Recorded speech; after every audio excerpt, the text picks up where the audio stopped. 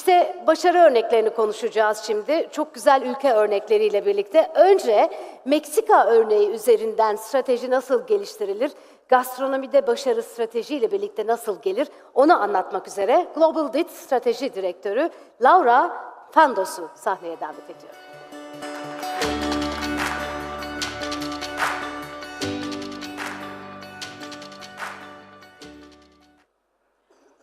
Well, good morning. First, I would like to thank the Turkish Restaurant and Entertainment Society for having us, for hosting this event. It's an honor to be here, and I thank you very much all for coming, especially the authorities. I am Laura Fandos. I am the Director of Strategy for Globaldit. Globaldit, we are a consulting firm. We're specialized in the tourism sector. We only do that. We work in Spain, we have an office also in Mexico, and we work all over Latin America and Spain. And my area is really about policy, about building tourism policy. And of course, gastronomy has always been one of the focus because it is one of the main areas that destinations need to work on. After all, tourists spend about 30% to 50% of their pocket money in eating, so there's always huge interest. And I'm going to speak today about developing gastronomy product and gastronomy destinations, which will be the next step, in developing areas, in rural areas, in areas that do not have yet a lot of tourism infrastructure and movement, and how to my presentation will be about how to bring this heritage into something that can be used for developing a tourism economy in these remote rural areas. And how to do it also in a way that is sustainable and that is inclusive, which means that it creates benefits and opportunities for everybody, and that it protects the heritage. Gastronomy is something that takes societies thousands of years to develop, and we need to protect. So the first thing I guess I want to say is that a place does not become a gastronomic destination just by improvisation or by isolated initiatives. Building a destination takes planning, takes managing, and takes leadership. And from my experience, usually this leadership comes from the government, the local authorities, or the regional, or even the country. So like some countries do have they have found that the gastronomy is a huge value for their brands, as my colleague just told you. And also by public-private partnerships. So with this in place, I'm going to talk to you about how we envision the process of building a destination, and also how to, I'm going to also give you a success case so that you can touch it a little closer to your experience. So the first thing is that obviously you must have a gastronomy if you want to build gastronomic tourism. This might seem obvious, but think about it. Istanbul does not have to have a traditional local gastronomy because it's the window of all Turkey for the traveler, and you have a critical mass of restaurants that can build a very high-end tourism product based on gastronomy. But however, you go to the countryside, and this is very important, that you do have a basis to work on and to innovate, a solid basis. And also this means that this heritage that you have is something that you need to act to protect, because it's part of the local culture that we want to preserve in this sustainable way. The second thing is that, the second question will be, who are the players? And you need to select. Policies are built for groups, not for individuals, so you need to select who you're going to work with. Is it restaurants or markets or farms, producers? Who are going to be the people that you are going to be engaging in this initiative? And then, well, these people know, they're experts in what they do, but they don't necessarily know how to attend a tourist, and they probably have no idea what it means to be part of a tourist experience. And you need to work up the standards to the level that the clients are expecting. Destinations are brands, and brands throw a promise to their markets, but then they have to deliver it. And that delivery is crucial, especially if you want to build a name around the gastronomy. When people go to your destinations, they have to find everything according to their expectations. And in gastronomy tourism, the foodies are very demanding in terms of service and quality and authenticity, which is, going back to the first slide, do you have a solid gastronomy that we can work with? The next is that you need to build your destination positioning, and I've heard the Vice Minister talking about promotion. This is very important, that you have to align your messages, your brand messages as a destination, as Turkey, or as a region with the gastronomy, and use it as an asset to build communication and a sense of place. And again, for example, one thing that works very well at the destinations is creating like we call the clubs, but really get the best businesses in each of the categories, get the best shops, the best restaurants, the best producers, and make an umbrella brand that says these are the best of this region or this other region. That creates a demonstration effect on the others that say, why am I not in that group? And that helps bringing in more and more businesses into that level of standards that you want to achieve for the destination.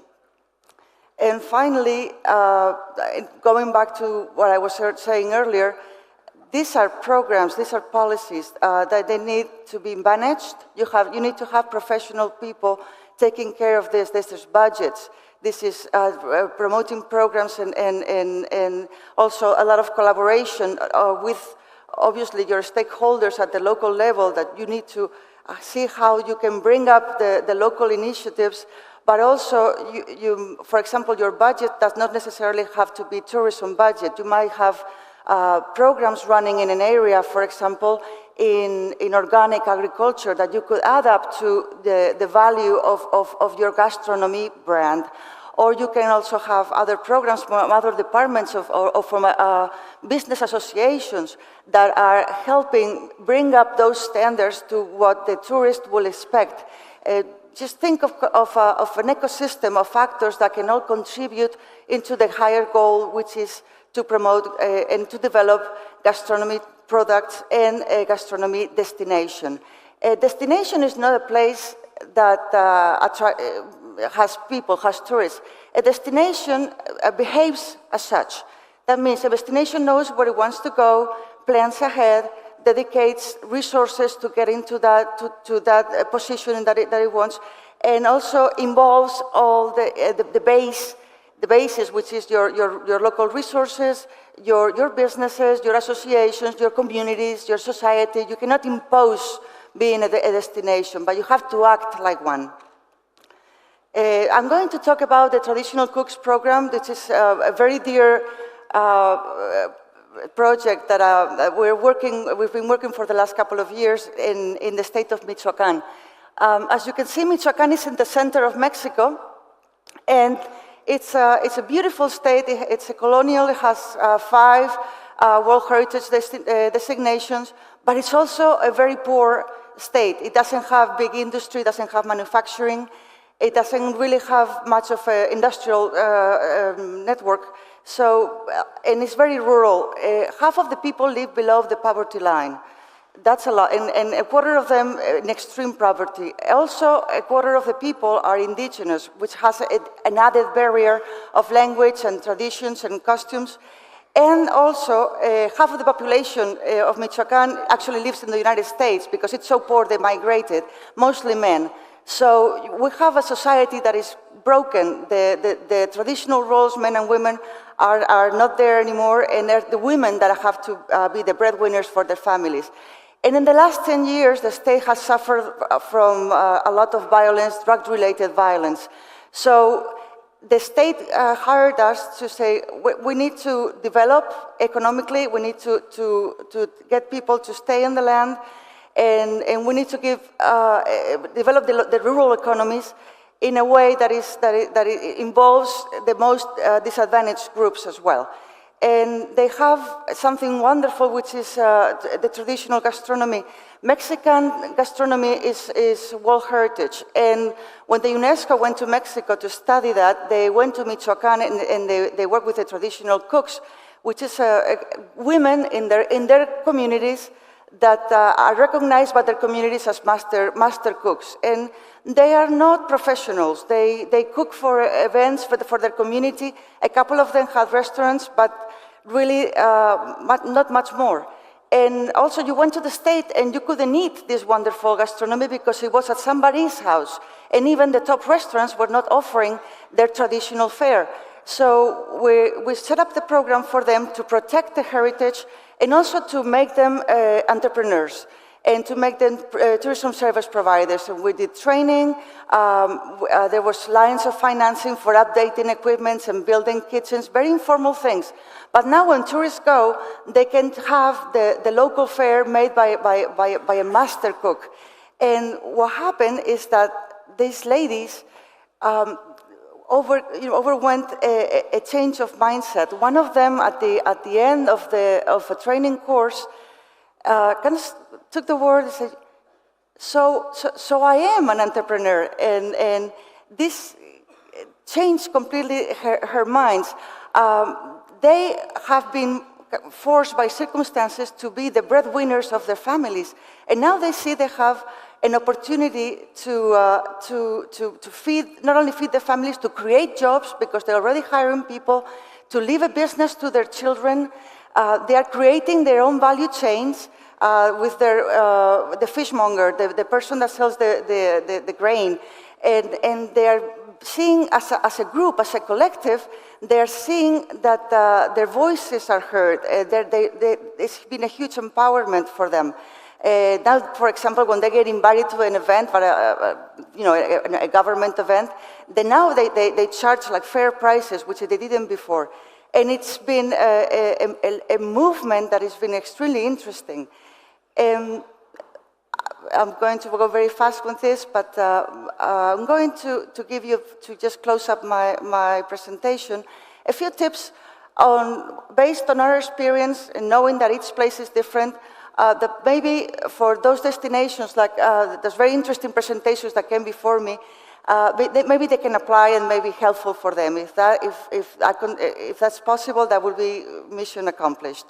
So we have, in Turkey, you have two creative cities of gastronomy, Gaziantep and Hatay. I hope that I pronounced that well. Mostly they're producing. They do dry fruits and pistachios and herbs. And I guess our recommendations, if we had to say something, is use that designation to build the brand. There's only 26 cities in the world that have that recognition. So that is a very important asset that you have to build on.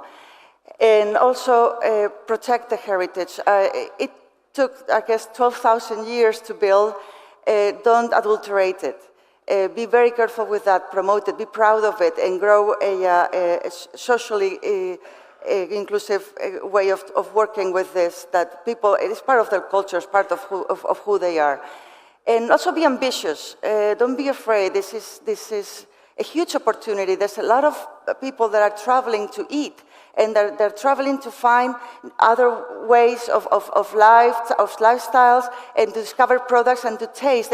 Eating is probably the most intimate experience that a tourist can have in a destination. You're putting it inside you. You're commuting with the society that you're visiting. So be very careful with that. Respect that. Build gastronomic experiences that people will take home in their hearts, not just in their stomach. And generate trust in the project. To build a destination is a long process. It takes years. And you have to keep everybody, all the stakeholders, you have to keep them involved through the whole process and interested and supportive and working.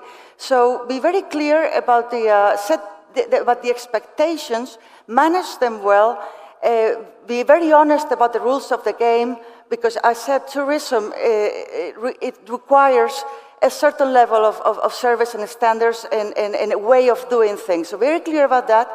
And just, you have a beautiful gastronomy. It's a huge opportunity.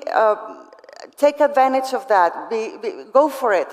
And because there's nothing more beautiful than feeding people and nurturing people. And thank you very much.